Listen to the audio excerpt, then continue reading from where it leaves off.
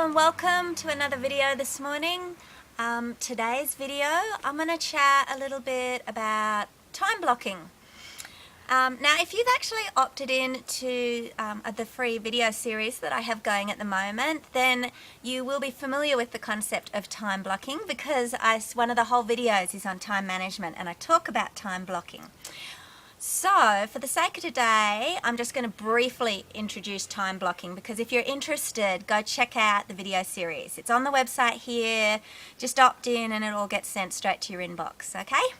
But I wanted to talk about something a little bit extra. I want to talk about how time blocking can help us help our partners when they take over some of the childcare.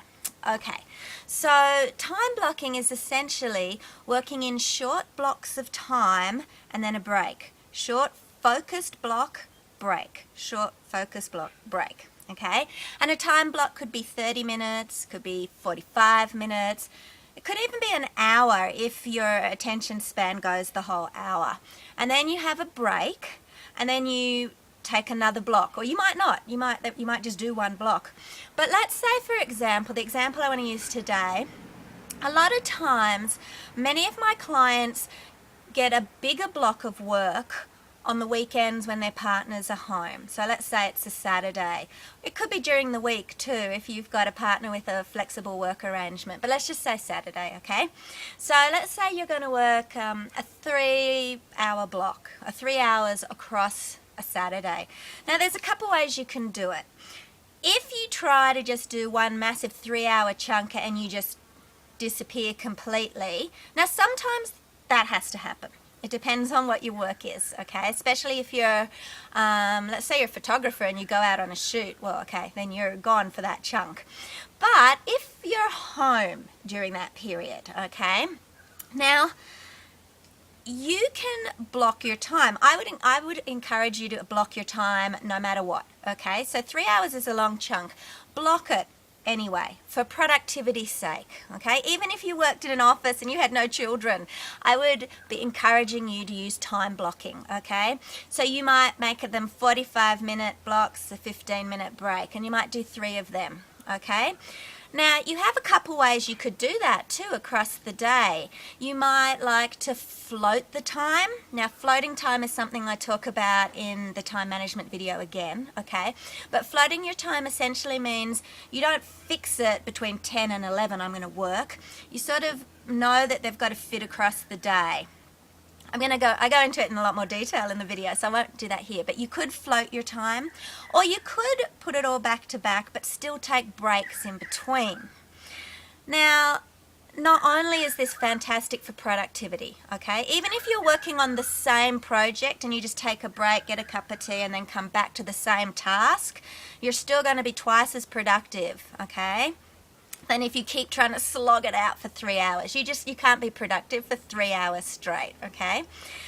But the other advantage here is it helps our families as well.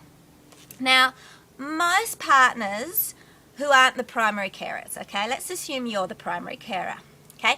So your partner often, and I'm making a generalization here because it's not all the time, but a lot of the time our partners are great sprint parenting people, okay? They're high energy, they're really fun, yeah, they get into it, they do stuff, and then it stops, okay? They use it to short, intense chunks of time with the children, okay?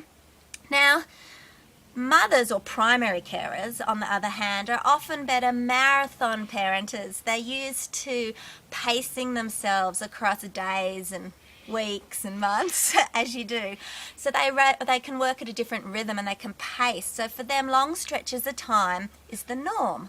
It might not be the norm for your partner, and this will be a very new rhythm to them.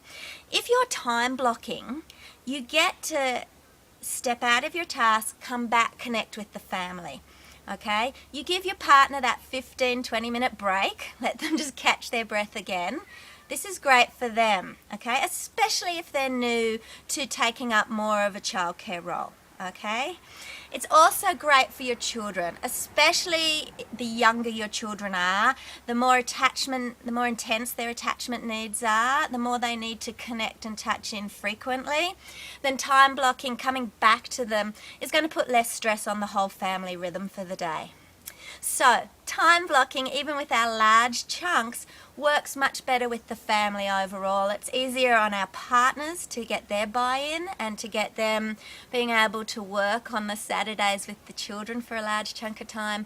And it's also really handy for our kids as well if they need that attachment, our younger ones. So, that's just my little inspired tip for the day. I hope that it was helpful. I look forward to talking to you again later. Have a beautiful day. Bye.